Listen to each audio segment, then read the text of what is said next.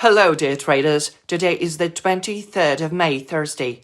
I'm online again with a regular market review prepared for InstaForex. Let us first focus on macroeconomic events. Today, traders are likely to pay attention to the US unemployment claims data and manufacturing PMI figures. The publications may seriously affect the market, especially if they correlate with each other. On the trading chart, we see the gold prices drop ahead of the anticipated news. This happens quite often. Before the publication, the asset moves in one direction, but once the news is released, it reverses. Nevertheless, at present, there are no signals to buy or sell gold. The euro-dollar pair gave interesting signals early today.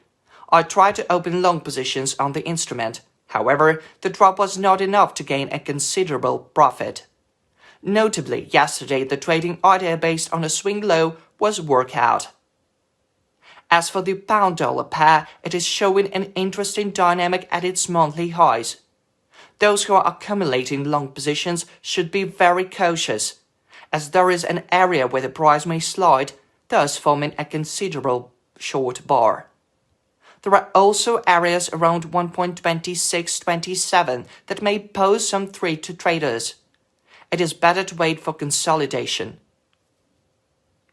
The Australian dollar is showing a correctional movement.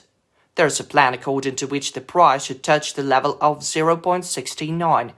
If there are those who have not bought the trading instrument yet, it is better to find an opportunity to do this, as the upward movement is really strong, about 3,000 pips. The dollar-yen pair managed to update the high recorded last week. However, there is still a possibility of considerable short waves. The trading instrument has enough room to fall, especially if today's data turned out to be negative. That's all I wanted to tell you today. Thanks for watching. See you again soon.